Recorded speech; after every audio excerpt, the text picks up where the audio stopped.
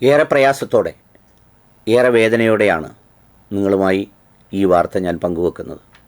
എൻ്റെ വീഡിയോകൾ, അതുപോലെ പ്രസംഗങ്ങൾ, എൻ്റെ ജീവിതത്തെ അടുത്തറിയാവുന്നവർ, എന്നെ മനസ്സിലാക്കിയിട്ടുള്ളവർ, എന്നോടൊപ്പം സഹകരിച്ചിട്ടുള്ളവർക്കൊക്കെ ഏറ്റവും നന്നായി അറിയാവുന്ന കാര്യങ്ങളിലൊന്നാണ് എൻ്റെ ഉമ്മയോടുള്ള എൻ്റെ സ്നേഹം, എൻ്റെ ഇഷ്ടം. ഞാൻ മാത്രമല്ല, അങ്ങനെ സ്നേഹിക്കുന്ന ഒരുപാട് മക്കളുണ്ട്. അങ്ങനെ എൻ്റെ ജീവിതത്തിൻ്റെ പ്രതീക്ഷയായിരുന്ന, പ്രേരണയായിരുന്ന, കാരണമായിരുന്ന, തണലായിരുന്ന, പ്രാർത്ഥനയായിരുന്ന, എൻ്റെ വരവും പോക്കും അന്വേഷിക്കുന്ന, എനിക്ക് വേണ്ടി പ്രാർത്ഥിക്കുന്ന, എന്നെ കാത്തിരിക്കുന്ന, എന്നോട് പരിഭവിക്കുന്ന, എന്നോട് ഇഷ്ടങ്ങൾ പങ്കുവെക്കുന്ന, എന്നെ വഴക്ക് പറയുന്ന, ശാസിക്കുന്ന ആ ഉമ്മ എനിക്കിനി ജീവനോടെ ഇല്ല. ബുധനാഴ്ച എൻ്റെ ഉമ്മ മരണപ്പെട്ടു.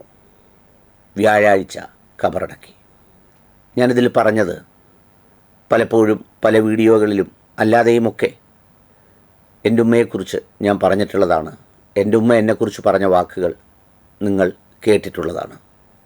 വാപ്പ 11 വർഷങ്ങൾക്ക് മുമ്പ് മരിക്കുമ്പോൾ എൻ്റെ മനസ്സിൽ തോന്നിയത് കുറച്ചുകൂടി ഉത്തരവാദിത്തങ്ങൾ എന്നിലേക്ക് വരുന്നു എന്നുള്ളതാണ്. കാരണം വാപ്പയിൽ ശൂന്യമായ ചില കാര്യങ്ങൾ എനിക്ക് പൂർണ്ണമായി നികത്താനാവില്ലെങ്കിലും അതിന് പരിഹാരമായി ശ്രമിച്ചേ മതിയാവൂ എന്ന ചിന്തയാണ് വന്നത്. അന്ന് മനസ്സിലോർത്തത് എനിക്ക് ഉമ്മയുണ്ട്, കുടുംബമുണ്ട്, ഉപ്പ ബാക്കിയാക്കി പോയ കാര്യങ്ങളുണ്ട്, ഇങ്ങനെയൊക്കെയാണ്. അപ്പോൾ നമ്മളൊരു അനാഥത്വമല്ല അനുഭവിക്കുന്നത്, കുറച്ചുകൂടി നാഥനാകേണ്ട, അല്ലെങ്കിൽ കുറച്ചുകൂടി ഉത്തരവാദിത്വം നിർവഹിക്കേണ്ട ബാധ്യതയാണ്. പക്ഷേ ഉമ്മ യാത്രയാവുമ്പോൾ അങ്ങനെയല്ല. അവിടെ നിസ്സഹായരാവുകയാണ്. പ്രായം 85 ഉണ്ട്. 85 ചെറിയ പ്രായമല്ല. അത്രയും നാൾ അനുഭവിക്കാനും, അത്രയും നാൾ സ്നേഹിക്കാനും, അത്രയും നാൾ ഒപ്പം ജീവിക്കാനും ഒക്കെ അവസരം തന്ന നാഥനെ സ്തുതിക്കാതിരിക്കാനാവില്ല. പക്ഷേ മതിയായില്ല. ഇനിയും ഒത്തിരി കാലം വേണമെന്ന് ഹൃദയത്തിൽ ആഗ്രഹമുണ്ടായിരുന്നു, പ്രാർത്ഥിക്കുന്നുണ്ടായിരുന്നു. പക്ഷേ യാത്രയായി. 10 മക്കളെ പ്രസവിച്ചു എൻ്റെ ഉമ്മ. 3 സഹോദരിമാർ മരണപ്പെട്ടു. ബാക്കി 7 പേർ ജീവിച്ചിരിക്കുന്നു. അതിൽ അവസാനത്തെ മകനാണ് ഞാൻ. ജ്യേഷ്ഠനും എൻ്റെ മൂത്തതും, പിന്നെ ബാക്കി സഹോദരിമാരുണ്ട്. സന്തോഷത്തോടെയാണ് ഉമ്മ ജീവിച്ചത്. സന്തോഷിപ്പിക്കാൻ മാത്രമാണ് ശ്രമിച്ചിട്ടുള്ളത്. അകലേക്കൊക്കെ യാത്ര പോകുമ്പോൾ എത്രയും വേഗം മടങ്ങിയെത്തണം എന്ന ആഗ്രഹമാണ് മനസ്സിൽ നിറയുള്ളത്. അങ്ങനെ എത്താതിരിക്കാനാവില്ല.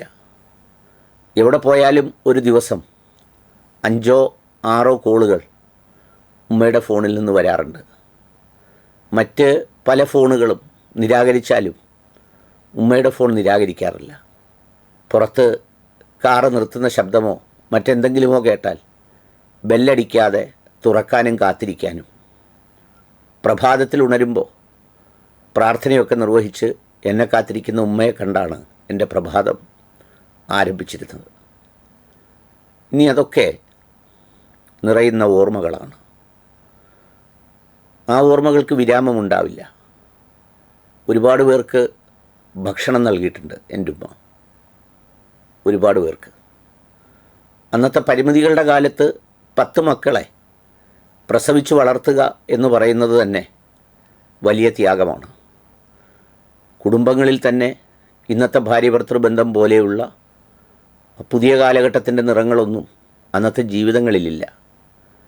അവരുടെ സുഖവും സന്തോഷവും ദുഃഖവുമൊക്കെ ഈ മക്കളൊക്കെ തന്നെയായിരുന്നു. ആ സന്തോഷത്തിലാണ് ജീവിച്ചത്. 4 തലമുറയെ കാണാൻ ഭാഗ്യം കിട്ടി എൻ്റെ ഉമ്മയ്ക്ക്. സന്തോഷത്തോടെ ആ ഭാഗ്യത്തെക്കുറിച്ച് എപ്പോഴും ഉമ്മ പറയുകയും ചെയ്യുമായിരുന്നു.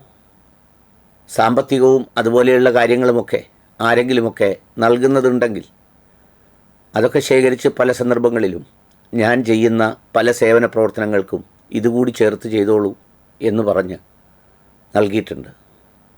പല വീടുകൾക്കും കല്ലിട്ടത് ഉമ്മയാണ്. പാവങ്ങൾക്ക് കൊടുക്കാൻ വേണ്ടി നിർമ്മിച്ച വീടുകളിൽ പലതിലും ആദ്യമായി കയറി താമസത്തിന് ഒക്കെയും ഉമ്മയുണ്ടായിരുന്നു. സഹായങ്ങൾക്കുമൊക്കെ ഉമ്മയുണ്ടായിരുന്നു.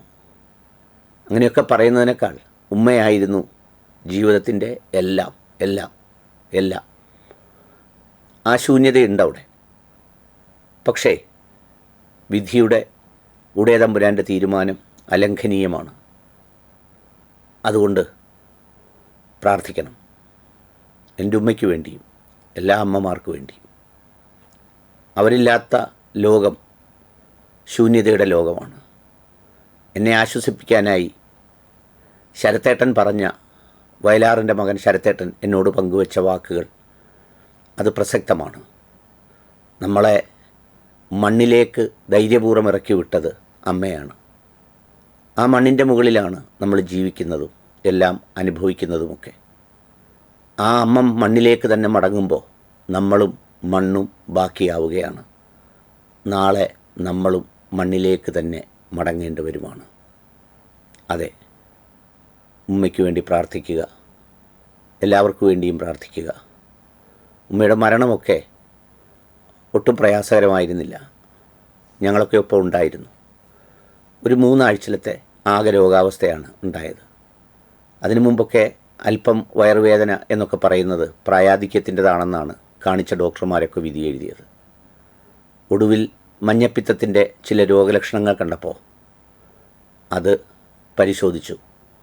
അപ്പോഴാണ് വയറിനുള്ളിൽ ഒരു ചെറിയ ഗ്രോത്ത് ബൈൽ ഡക്റ്റിനെ ബ്ലോക്ക് ചെയ്യുന്നു, അതുകൊണ്ടാണിത് വന്നത് എന്ന് പറഞ്ഞത്. അതിന് എൻഡോസ്കോപ്പിയിലൂടെ സ്റ്റെൻ്റ് ഇട്ടു. പക്ഷേ ഒരു വയറിൻ്റെ പെരുക്കവും കാലിലെ നീരുമൊക്കെ കലശലായിരുന്നു. പക്ഷേ ഒരു നിമിഷം പോലും എൻ്റെ ഉമ്മയുടെ ഓർമ്മ പോയിട്ടില്ല. എൻ്റെ ഉമ്മ സംസാരിച്ചു കൊണ്ടേയിരുന്നു, ഞാൻ സംസാരിക്കുന്നത് പോലെ തന്നെ അവസാനം വരെ.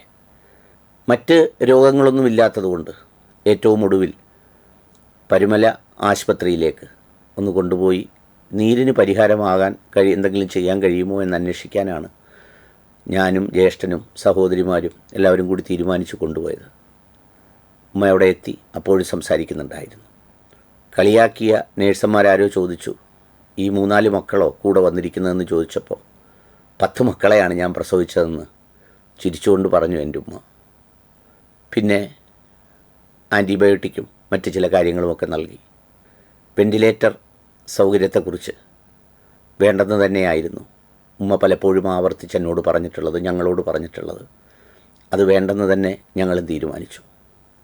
മുഖത്തേക്ക് നോക്കി സംസാരിച്ചു കൊണ്ടിരിക്കെ ഒന്ന് നന്നായി പുഞ്ചിരിച്ചു. എന്തേന്ന് ചോദിച്ചപ്പോൾ അതിന് കാരണമില്ലായിരുന്നു. ഒടുവിൽ 2 തവണ വാപ്പ വിളിക്കുന്നു എന്ന് പറഞ്ഞിട്ട് ഞങ്ങൾ നോക്കി നിൽക്കെ മറ്റൊരു പ്രയാസവും ബുദ്ധിമുട്ടും ഒന്നുമില്ലാത്തവണ്ണം കണ്ണടച്ചു എൻ്റെ ഉമ്മ. കയ്യിൽ കരുതിയിരുന്ന സംസം വെള്ളം അല്പമെടുത്ത് ഞാനും സഹോദരനും സഹോദരിയുമൊക്കെ വായിലൊഴിച്ചപ്പോൾ അത് കുടിക്കുകയും ചെയ്തു. പിന്നീട് ഇനി കണ്ണു തുറന്ന് കാണാനാവാത്ത ലോകത്തേക്ക് ഉമ്മ യാത്രയായി. ഉമ്മ അവസാന ദിവസങ്ങളിൽ രോഗിയായിരുന്ന സമയത്ത് പരിചരിക്കാൻ ഞങ്ങൾക്കെല്ലാവർക്കും പടച്ചതമ്പുരാൻ അവസരം തന്നു എന്നുള്ളതും ഉടയതമ്പുരാനോട് നന്ദി രേഖപ്പെടുത്തേണ്ട ഒരു യാഥാർത്ഥ്യമാണ്. എൻ്റെ സഹോദരിമാർ, ഭാര്യ, സഹോദരൻ്റെ ഭാര്യ, പിന്നെ ഞാനുമൊക്കെയും അടക്കമുള്ളവരൊക്കെ സദാസമയം രാവും പകലും ഉമ്മയോടൊപ്പം ഉണ്ടായിരുന്നു.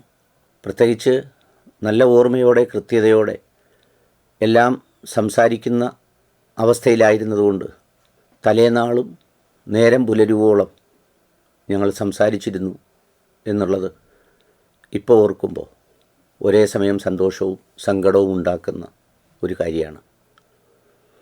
അവസാന നിമിഷത്തിലും സഹോദരിമാരിൽ ഒരാളും എൻ്റെ ഭാര്യയും ജ്യേഷ്ഠനും ഞാനും ഉമ്മായുടെ സമീപത്ത് തന്നെ ഉണ്ടായിരുന്നു.